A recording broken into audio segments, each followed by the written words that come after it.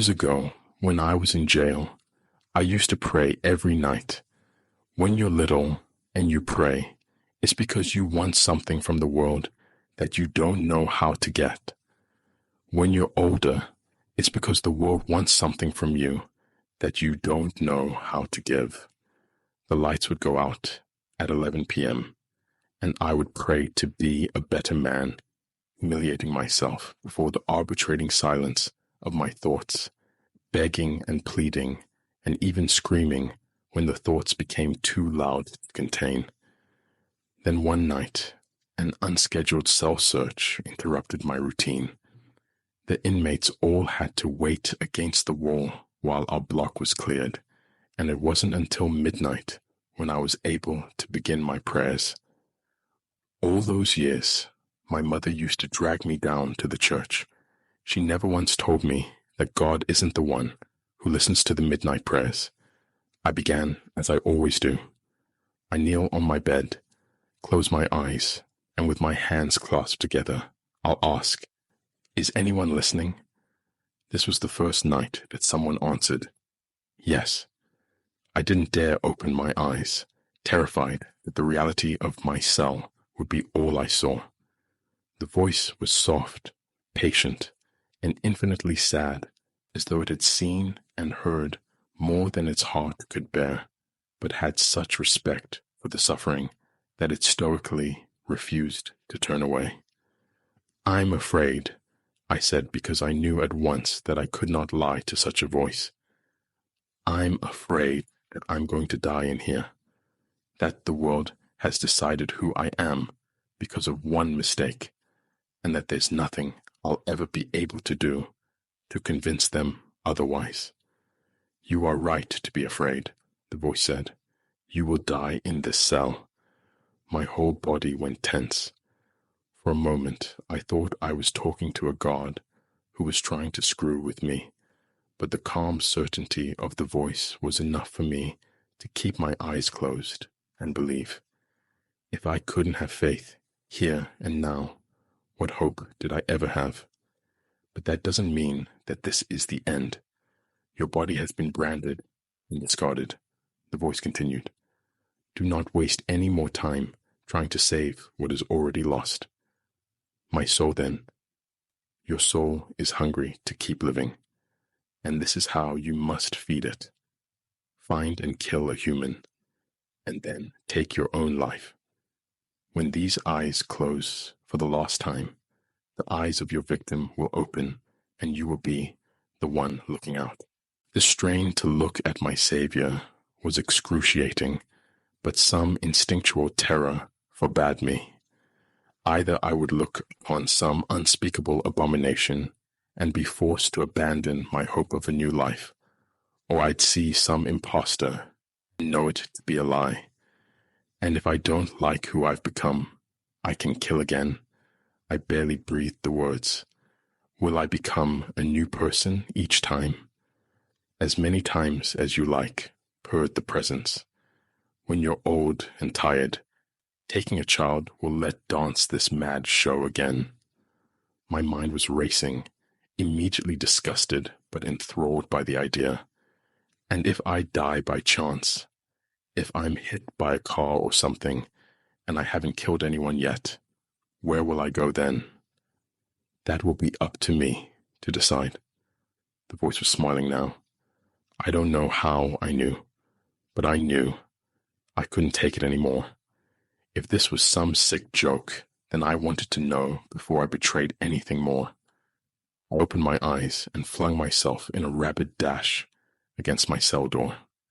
There was no one on the other side, no one in the corridor which stretched open before me. The voice did not speak to me again. I have prayed to be a good man, and this is how my prayers were answered. I will become a good man, but I had to find and kill him first. Killing another inmate would be pointless. Why start life again in another cell?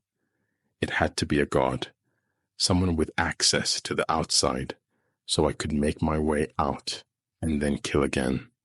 It took about a week for me to get a metal shiv that would be up to the job. I took my victim in the yard during the bedlam of a gang squabble. He was innocent of everything but standing next to me when the opportunity arose, and I do not wish to dwell on the incident with any more detail than that. I only had a few seconds before the other guards tackled me, but it was enough to force the shiv into my own heart. As the light bled from me and the pain dissolved into oblivion, I prayed again for forgiveness. No answer came but the welcome darkness and the searing white light which roused me in the hospital. I wasn't shackled. There was a woman leaning over my bed, shedding tears of joy that I was all right. Her name was Mariah, and she didn't know that she was a widow now. There was a boy who wouldn't stop wailing and laughing. He didn't know that his father had died on that prison yard, or that I had taken his place. Was it a kindness that kept me from telling them the truth? They were so happy that I was alive that they readily accepted my memory loss, although I did seem to maintain some of his muscle memories and habits. It started off as guilt that made me unwilling to leave them, but guilt alone could not endure through the years as I have done. You probably wouldn't believe me if I told you I loved them as strongly as they loved me, but waking up with my new wife and staying strong for my boy, I've never been so happy as that. I lived with them for 5 years until I suffered a minor heart attack. I felt like a ticking time bomb after that. The big one could happen any day, and this new life I had worked so hard for would be replaced by some unspeakable unknown. Giving up this new life was the hardest thing I've ever had to do, but I couldn't take the anxious suspense any longer. It was time to kill again, and again, and again. I wouldn't let myself get tied down like that again. That one was famous, or another had a better house, or a hotter wife. The lives were a blur, fading in and out so quickly that I became everyone and no one.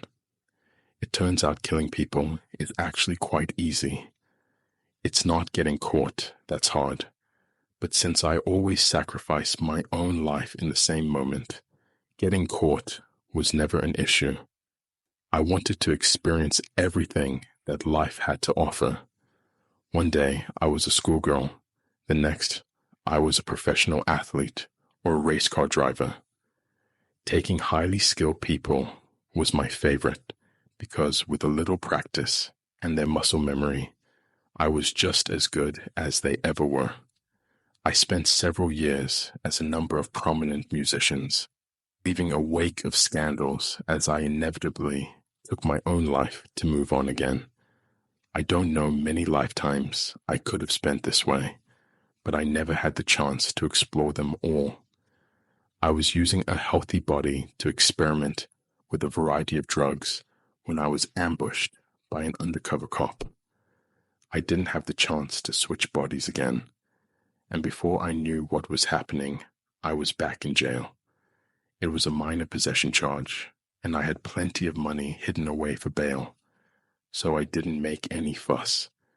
The point is that I saw her again at the station. Mariah was dating again. I guess she had a thing for a man in uniform. Seeing her sitting and laughing, knowing that she moved on from me so easily, it just made my blood boil. I guess I hadn't realized until that moment that throughout all the glamorous lives I've lived over the last few years, I hadn't once been as happy as I was when I was with her. It wasn't as easy as I thought to slip back in. I killed her new boyfriend without trouble, but she didn't stay with me long. It was as though she noticed the change right away, dumping me almost as soon as I stepped foot in her house. I took 2 more bodies, trying to seduce her, only to be turned away each time. Frustrated, I consented to bide my time, waiting until she began dating again so that I could replace him and have her. 3 boyfriends later, the same story each time. I killed each of them, only to be rejected the moment I appeared in their body. It seemed as though she could sense my presence somehow, but each time she turned me away, I only wanted her more. It didn't help that she was becoming unstable. I hadn't counted on how psychologically devastating it must be to continue dating new people and yet sense that they are all the same. She practically stopped going outside altogether, and I was going crazy trying to figure out how to reach her. You don't know how much it hurts me to tell you what happened next. This is my confession, though, and before God and man and otherwise, I wish my sins be known. There was one person in her life that Mariah would never abandon, and children are always the easiest targets. I caught him leaving school one day. He's been taking the bus since his mom started locking herself in.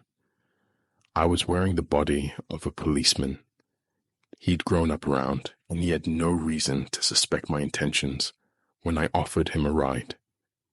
I didn't drive him home, though. I was taking him out into the woods where there wouldn't be a scene. Trying to get close to Mariah through her son might seem strange to you, but after living so many lives, I wasn't encumbered with such artificial distinctions as romantic or maternal love. I wanted to be close to her again. I wanted her to love me. And if she was too broken to love another man, then I was willing to make a compromise on her behalf. "Get out of the car," I ordered the boy, who was once my son. "Where are we? I thought we were going home." "Just get out." Those big almond eyes stared at me for a long time. Then he smiled. "Okay, I trust you," he said. "We're going to play a game, okay?" I got out of the car with him. My hand was cramping up from flexing beside my gun. "Okay. Close your eyes. Okay. Don't open them. Promise me, okay?" "Okay, Dad." He closed his eyes. My blood froze. "Why'd you call me that?" I asked. "Sorry." His little brow furrowed in deep thought. "I don't know. It's just that you smell like him. Only I don't feel it in my nose." "Where do you feel it?" The boy crossed his heart, still clenching his eyes shut. I slid my gun back into its holster. "The game goes like this. You count to 100 while I hide. When you open your eyes, you have to find me. Ready?" "Ready." When we finished playing, I told him to get back in the car, and we drove back to his home. I didn't go in to see Mariah. I just dropped him off and didn't look back. No matter what happens from this moment on, I know this life is going to be my last. I know it doesn't mean much, but for what it's worth, I'm staying on as a cop. I'm going to protect that boy and his mother for the rest of my life. And when chance or old age takes me at last, I'll deserve whatever happens to me next. I have prayed to be a good man, and this is how my prayers are answered.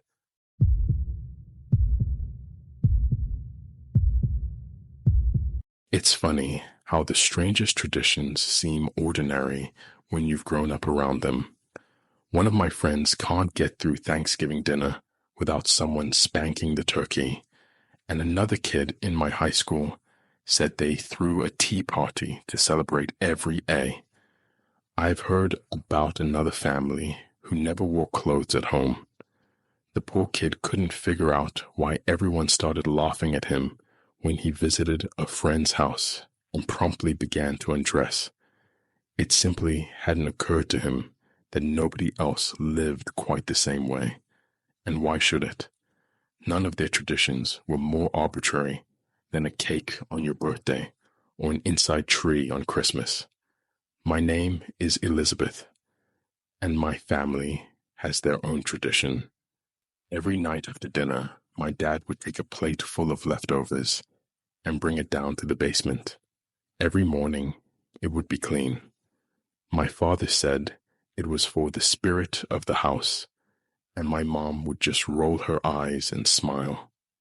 My dad is a big man, 6'4", and over 250 pounds, and it wouldn't have surprised either of us if he just wanted to save a little extra for a midnight snack.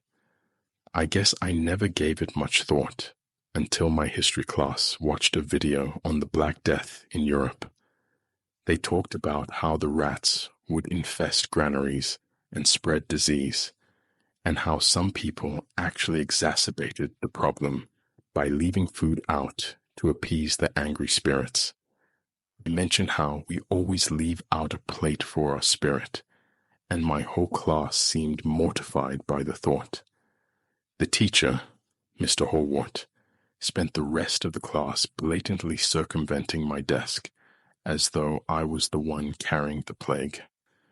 That night, I had a terrible nightmare about rats swarming through the house and eating our leftover food. I woke in a cold sweat, lying half awake for a long time as my sleepy brain tried to separate the quiet night from my encroaching dreams. I was about to drift back to sleep when the pitter-patter of light feet clearly distinguished itself in the still air. I was fully awake now, lying very still with my ears straining against the oppressive dark. Scratch, scratch, scratch, like fingernails dragging along a rough piece of wood. I pulled the blankets up over my head, more to block out the sound than to offer any real protection. Maybe this had been going on a long time, and I simply hadn't distinguished the sound from the creaking house or the night air playing through the wind chimes. Now that I was focusing on it, though, I couldn't hear anything else. I thought about calling for Mum, but I was 15 years old and trying to build a case to convince them I was mature enough to have my own car. Running around crying about a nightmare was as good as giving the murder jury my bloody axe. I crept out of bed in my underwear, using the flashlight on my phone to steal through the hallway and down the stairs. The sound grew louder as I approached the basement door. If this was a rat, then it had to be the biggest rat in the history of the world. I froze at the sound of a chair being pushed across the concrete floor. Half of me wanted to turn on the light to scare it off, but the other half declared much more loudly that it was better not to risk being seen. I turned off my own flashlight and carefully opened the door. Something snarled, and I immediately shut it again. I pressed my back to the door and tried to catch my breath. I hadn't realized how fast I was breathing, or how loud. I let the air out in a gasp and slowly inhaled through my nose, trying to be as quiet as I could. Scratch, scratch, scratch, right on the other side of the door. I turned around and saw the doorknob beginning to turn. There's no way it was a rat in there. I can't explain how my curiosity overpowered my fear in that moment, but I put my hand on the doorknob too. I must have believed my dad when he said it was the spirit of the house. We had been taking care of it, after all, so why would it want to do me harm? The door opened, and I stood face to face with a pale girl, a few years younger than me. Her sunken dark eyes vanished beneath her mangy bangs, and her lace nightgown failed to conceal the terrible thinness of her limbs. I don't know what I was expecting, but it wasn't that. I slammed the door as hard as I could and turned to run. I sprinted up the stairs, locking my room behind me and diving into bed. I held my breath until it felt like I would burst, until there the pitter-patter of soft feet climbing the stairs and approaching my room. The doorknob began to rattle. I couldn't hold it any longer. All that breath I was holding in was released in one noisy rush, and I screamed for all I was worth. The doorknob stopped, and lights sprang to life around the house. In about a minute, There was a pounding on my door. "Honey, everything okay in there?" It was Dad. I ran to him and locked my room. He was standing there, looking dazed and confused, ready to collapse back into bed. Now that the lights were on and he was here, I felt like an idiot for being afraid. I'd feel even stupider telling him about the girl. "Sorry," I said. "I thought I heard something downstairs." "Damn, who needs an alarm when you can scream like that?" he said. "It was probably just a bad dream. Sorry for waking you." Dad looked around behind him, making sure we were alone.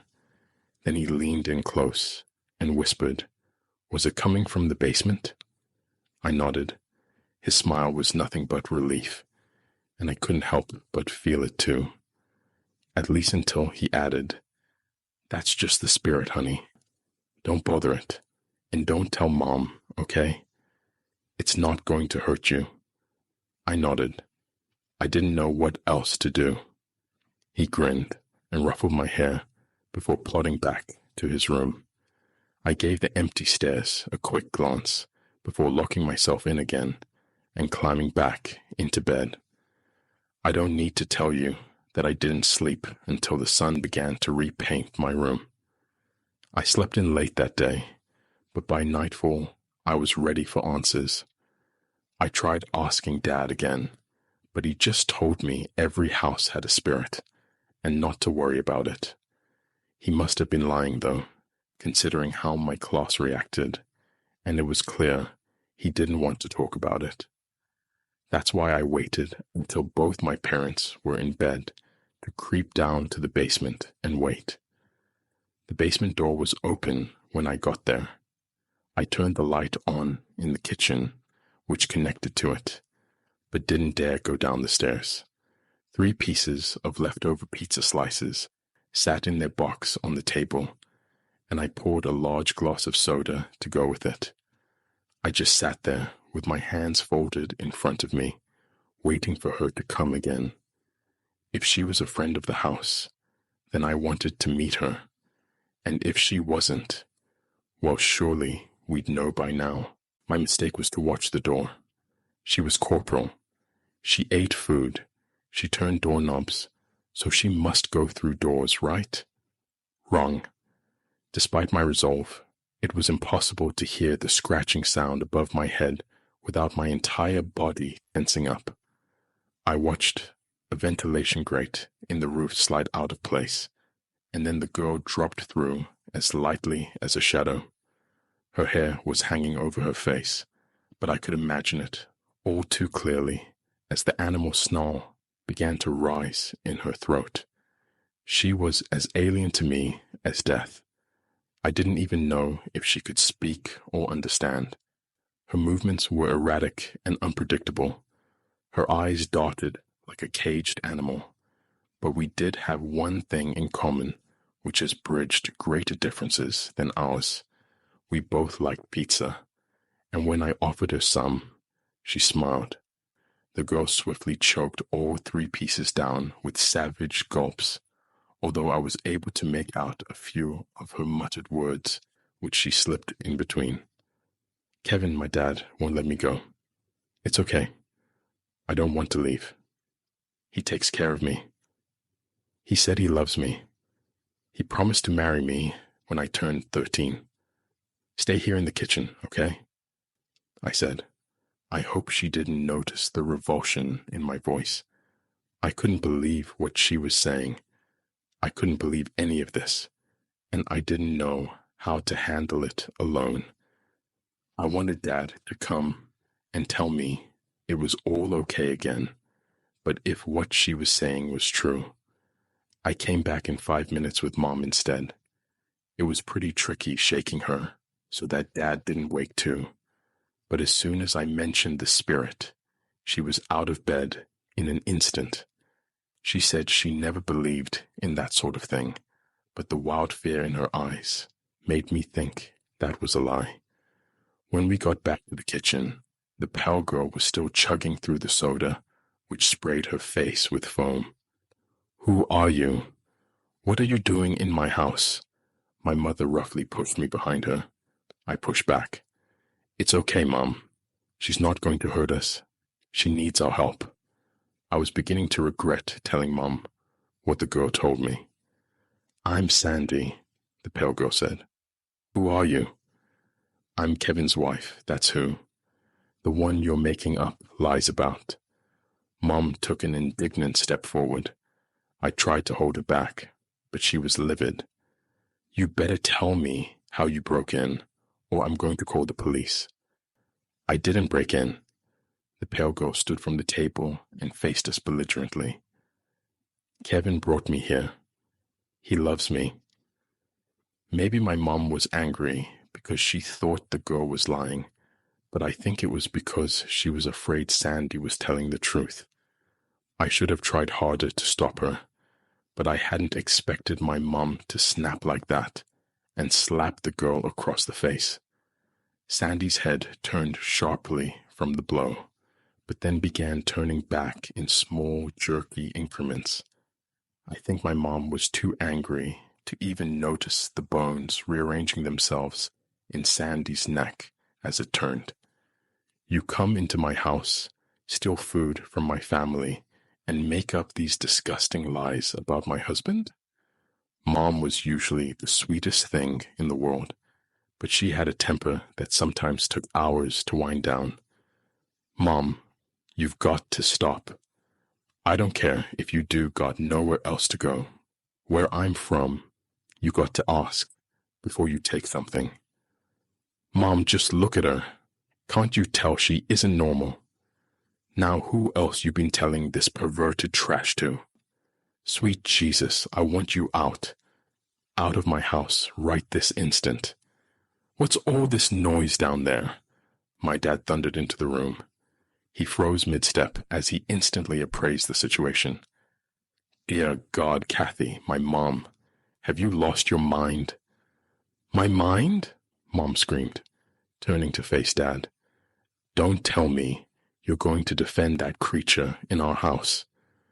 I only hear one of you yelling, and don't you dare call Sandy a creature." I've never seen either of them so worked up. I think I was the only one who heard Sandy whispering. "Is it true?" It wasn't just the girl's voice that wavered. Her whole body seemed to somehow glitch and distort like a corrupted video. "He married her? He lied to me?" She looked absolutely heartbroken. I couldn't even begin to formulate a response. "Tell me the truth," Sandy insisted. "Does Kevin still love me?" How was I supposed to know? I looked helplessly between Mom and Dad as they yelled at each other, and I was just stressed and overwhelmed and scared. The idea of my dad being with this child almost made me sick. All I could tell is that she shouldn't be here. I shook my head. "No, he doesn't," I said. "He loves my mom. You should just go." "Thanks for telling me," Sandy replied. "I'm going to get even now. Please don't watch." I didn't want to, but I couldn't help it. Mom didn't see it coming, though. The air was distorted with a pale blur, and before I could even open my mouth, I saw thin white fingers tearing out my mother's throat. Most of her neck was still intact, but the trachea was pulled straight out through the skin. I don't think she suffered much on account of how quick it was, but that was a very small comfort.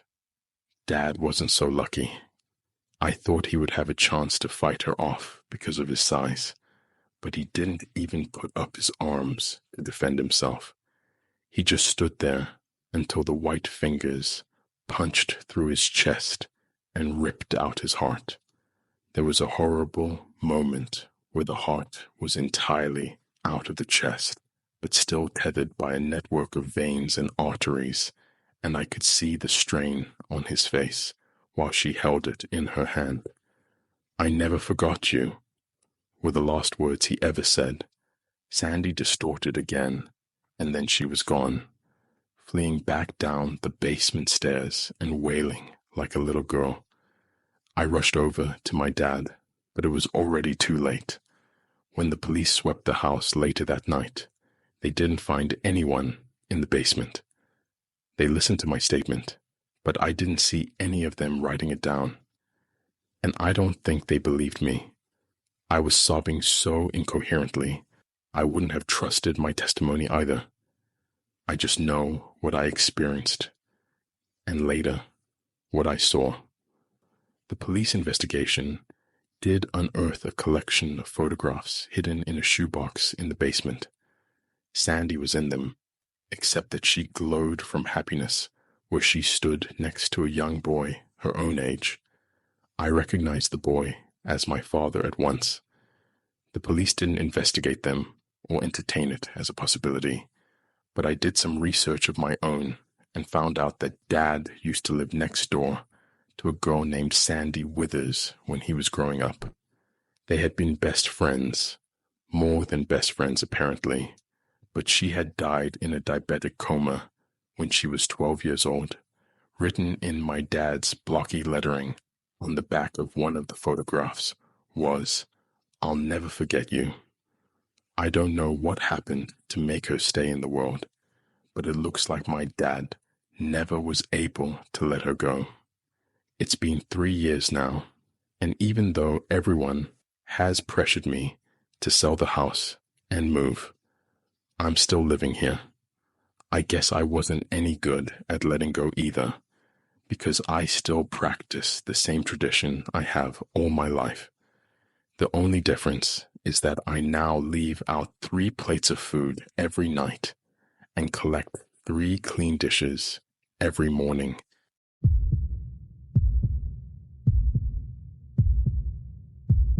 I hate my job. I hate selling days of my life while barely earning enough to sustain it.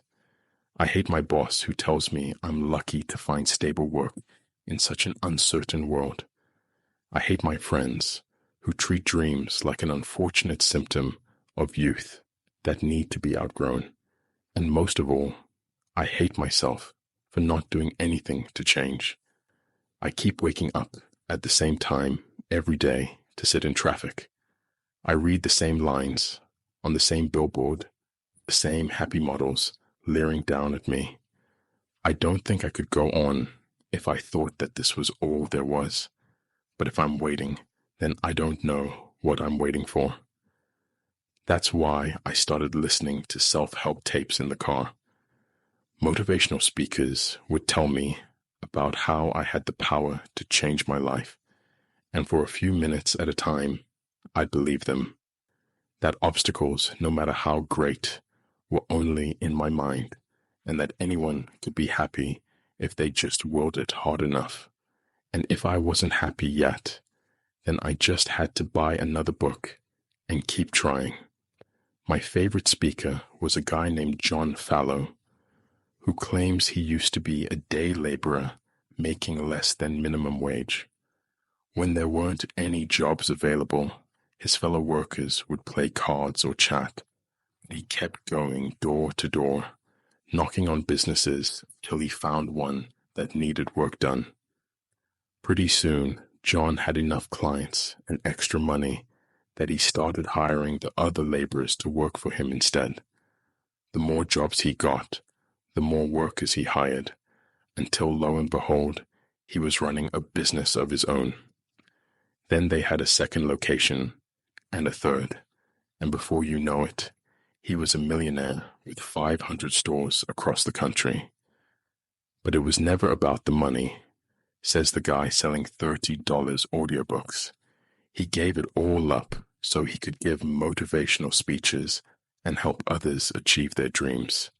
And sure, it was a lot of hard work and took many, many years, but he was the man he wanted to be, doing the things he loved to do, and that's all that mattered in the world. Of course, hard work isn't the only way to solve your problems, John said on one of his tapes. In fact, there's a lot of you who are probably getting discouraged right now because you were hoping for a shortcut. Well, I've got good news for you, because there's a solution as easy as apple pie. You go on now and kill yourself tonight. I couldn't believe I heard that right. I had to rewind, but there it was. Are you too fat? Well, diet and exercise is a lot of work. You could put a gun in your mouth and never eat again. Or maybe you're feeling down because your relationship didn't work the way you wanted. No problemo. Just slip on that noose and suddenly your ex will be the one who hates herself, not you. John's warm, bubbling voice didn't miss a beat as he proceeded to list a number of foolproof ways to die. 100% satisfaction guaranteed. Now, some of you are probably skeptical that this is the right choice for you, but don't you fret about it. I'll be hosting live demonstrations around the country, so check my website for details and come see if suicide is right for you. Part incredulous, part morbid curiosity, I visited his website and found he was hosting an event in my city next week. Sure enough, his website had a video of him standing on stage with a man who hung from the rafters by his neck. The crowd was cheering like wild as the dying man's body was racked with its final spasms. John Fallow lifted the dying man's hand to reveal it, giving a thumbs up, and the crowd cheered even harder as though their team had just scored the final goal. I bought a ticket and printed out the confirmation code. I don't know why I did it, but for the first time in a long time, I really felt like I had something to look forward to. John was a man's man, rugged and handsome as they come. He wore a cowboy hat pulled low over one eye, faded Levi's, and a button-up shirt the day of the event. He greeted everyone at the front door with a firm handshake and a beaming smile, laughing and carrying on with people he'd just met like they were his oldest friends.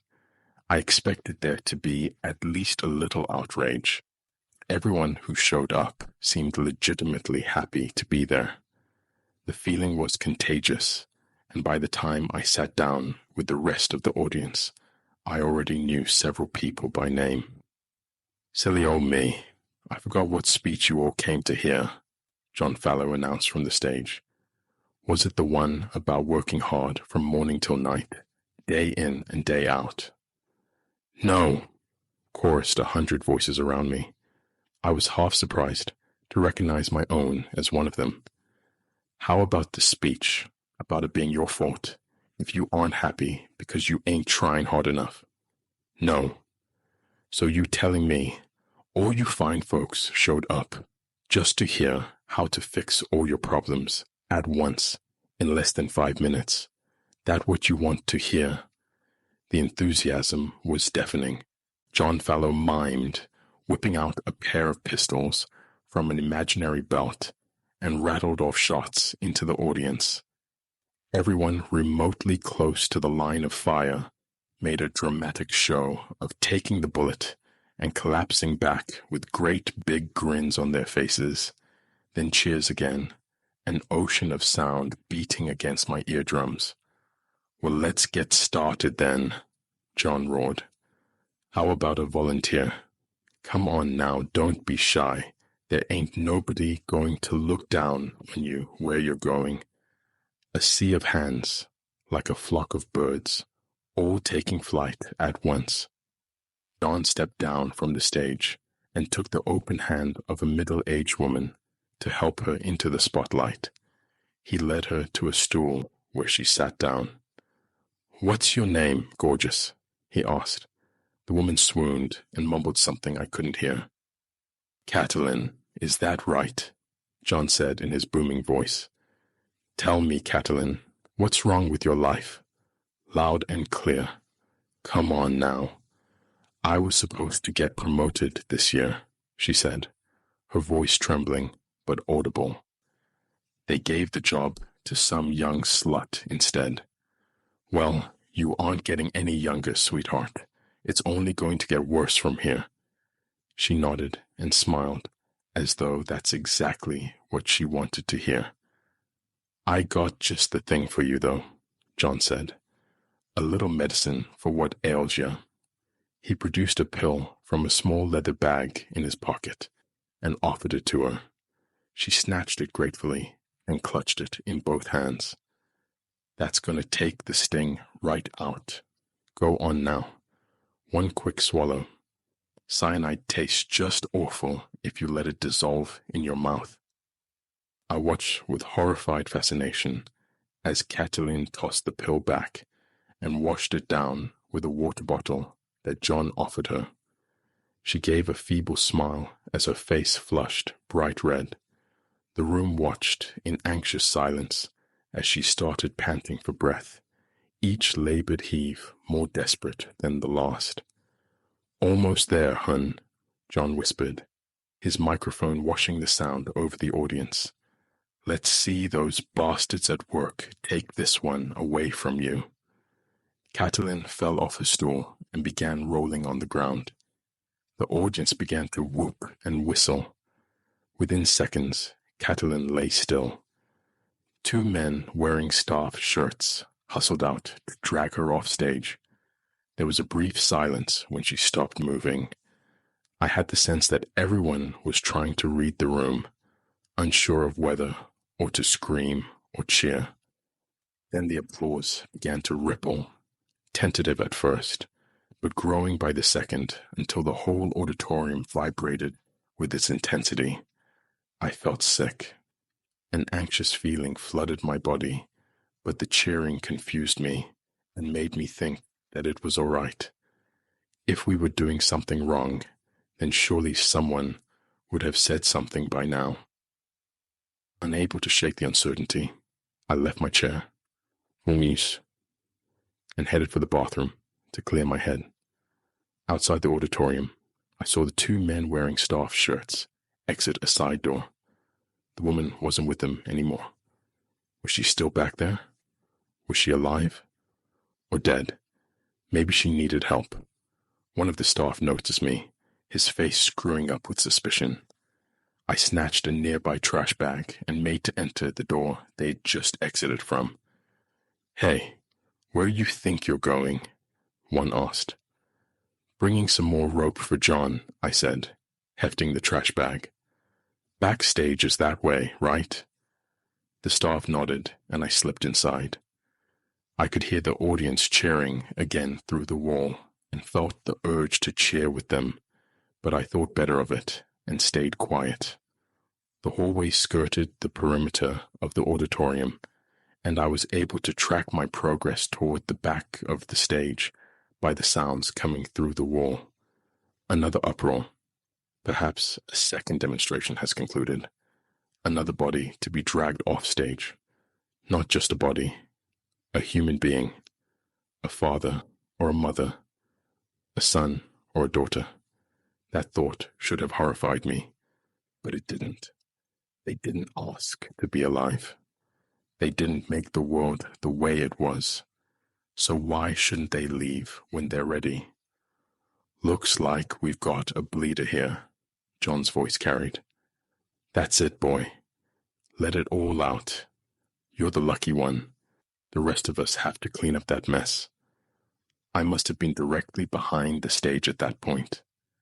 The place was dark, cluttered with electrical and sound equipment. I saw no sign of the woman's body. The thought of stumbling across her splayed out on the ground nauseated me. I shouldn't be here. A shaft of light tore through the room as the stage curtain was pulled aside. The staff were dragging a college-age boy by the hands. His throat was cleanly slit, and a sheet of blood soaked through his shirt and drained onto the floor. I hid behind an upright speaker and watched the staff prop the boy against the wall before turning to exit again.